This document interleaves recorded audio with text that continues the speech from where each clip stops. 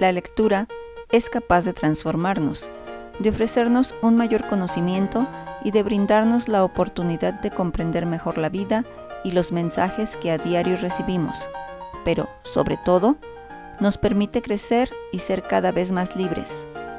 Leer para el desarrollo demuestra que en México prevalece una cultura de la no lectura, cuyas principales víctimas son los niños, quienes por una falta de habilidad lectora no logran comprender gran parte de los textos en los libros escolares y por lo tanto no desarrollan su capacidad de análisis de la información que reciben en las aulas, llevándolos a un desarrollo supeditado siempre a lo que les transmitan otros, sean estos sus profesores, sus amigos o sus familiares.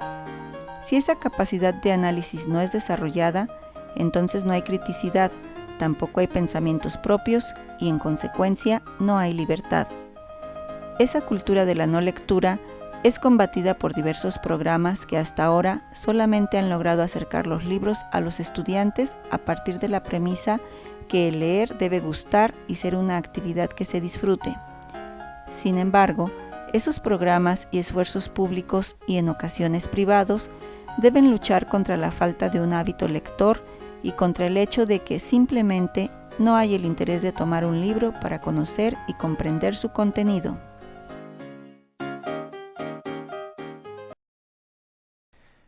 Proyecto Leer para el Desarrollo, una propuesta para formar mejores ciudadanos mediante la institucionalización y sistematización de la lectura, incorporándola a la currícula escolar como una asignatura independiente.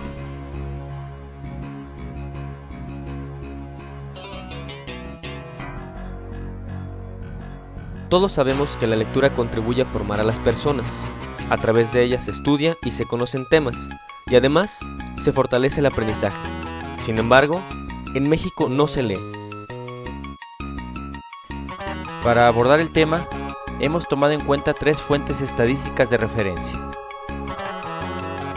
La primera es la Encuesta Nacional de Lectura, realizada por la UNAM a petición de Conaculta, en la cual se recopila información sobre la percepción y costumbres lectoras de la población.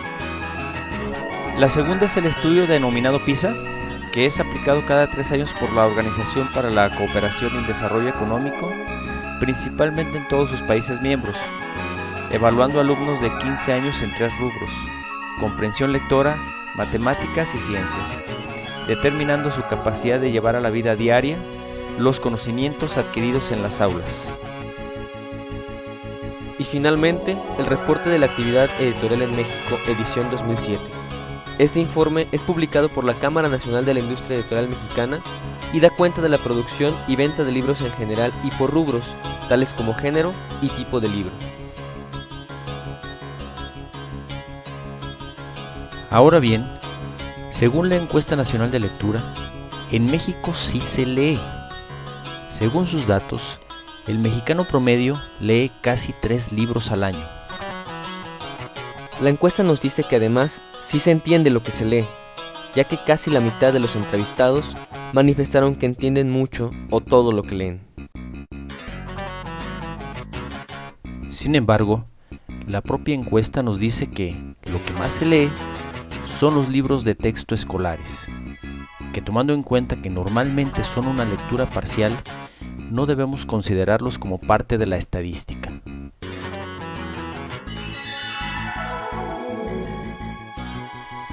Por otro lado, tenemos los resultados del estudio PISA.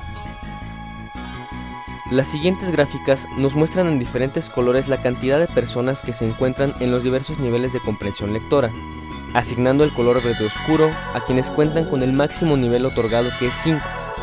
En color naranja, aquellos quienes mostraron el nivel de comprensión más bajo, que es 1, y en color rojo, quienes se encuentran en un nivel por debajo de la escala de calificación. Si observamos las gráficas, podemos notar que en el caso de México, el número de personas en nivel 5 es muy bajo. Incluso se pierde el color verde oscuro en el estudio de 2003.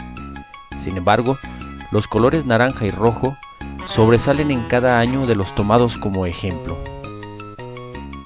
Estos resultados son totalmente opuestos a la Encuesta Nacional de Lectura, que nos decía que en México se lee mucho y que se entiende mucho o todo lo que se lee. El bajo nivel de lectura que tenemos también se refleja en la producción y facturación de la industria editorial, ya que, según el reporte mencionado, del 2006 al 2007 hubo algunos cambios que debemos considerar. Primero, hubo una disminución de 13 millones de libros vendidos en ese lapso. Además, la facturación registrada también fue menor, ya que en 2007 se facturaron 300 millones de pesos menos que en 2006. Se observa también que el rubro de libros de texto es el único que ha crecido, ya que la proporción que representaba este rubro en 2006 fue del 45.1%, en tanto que en 2007 llegó al 49.9%. Esto también se refleja en la facturación por división editorial, ya que el mismo rubro de libros de texto es el único que muestra incremento en su facturación de 2005 a 2007. Tanto en la escuela como en la familia y la sociedad se propicia la falta de una cultura de lectura, ya que, curiosamente, a pesar de que todas las materias requieren de leer libros, la currícula no le otorga la misma prioridad a la lectura frente a los demás temas. En los hogares comúnmente no se alienta la actividad, mucho menos con el ejemplo, ya que muchos padres de familia provienen de una cultura de no lectura. El impacto de los medios de comunicación audiovisuales es avasallador, integrándose en la vida cotidiana de la población en todas sus edades. La comunicación interactiva a través de diversos medios es cada vez más accesible y atractiva, especialmente para aquellos que no acostumbran leer cotidianamente. Y finalmente, la información electrónica se encuentra cada vez más accesible y es muy sencilla de usarse, pero con tan poca regulación que existe el riesgo de tomar como buenos datos erróneos o falseados deliberadamente. Todo este conjunto de elementos constituyen lo que podemos llamar la cultura de la no lectura. Mediante la incorporación de la lectura a la currícula escolar como asignatura independiente, se pretende revertir la cultura de la no lectura, y cuyo escenario podemos confrontarlo con lo que sucede actualmente. En la actualidad, la lectura no es una asignatura, sino una actividad dentro de la materia de español.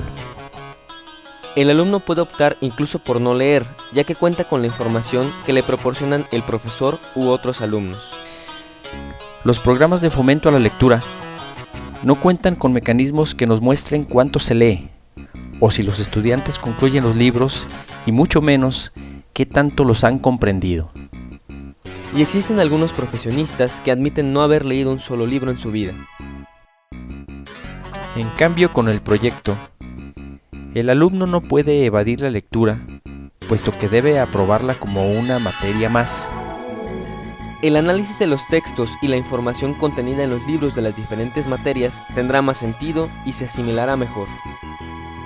Además, con el proyecto se fomenta automáticamente el hábito de la lectura. Y para un alumno que inicie con un programa de este tipo en primer año de primaria, habrá leído por lo menos 9 libros al concluir su educación secundaria. Algunos beneficios claros que se perciben con el proyecto Leer para el Desarrollo se describen a continuación. Generación de una cultura de lectura. Mayor impacto en las campañas de fomento a la lectura. Incremento de la eficiencia escolar. Mejores resultados en pruebas y estudios nacionales e internacionales. Reactivación automática de la industria editorial. Pero de manera especial, se percibe un impacto a mediano y largo plazos en el desarrollo social y económico del país. ¿Es posible que la simple lectura logre un impacto a mediano y largo plazo en el desarrollo social y económico del país? Veamos cómo.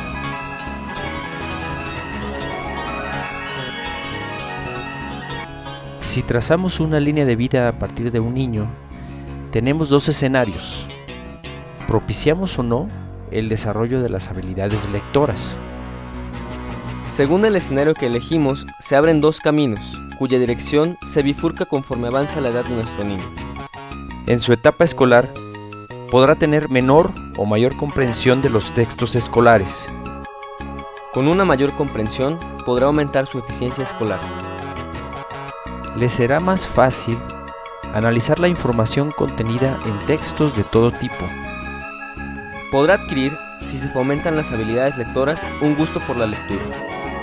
En consecuencia, su criticidad y cuestionamiento social será más claro. Si no se sigue el camino del desarrollo de las habilidades lectoras, no puede comprender siquiera algunos mensajes que se encuentran sobre las líneas, y mucho menos entender los mensajes que se encuentran entre líneas, es decir, llegar a entender claramente que respetar la ley no es infringirla cuidadosamente para que no nos sorprendan, sino precisamente evitar incurrir en irregularidades.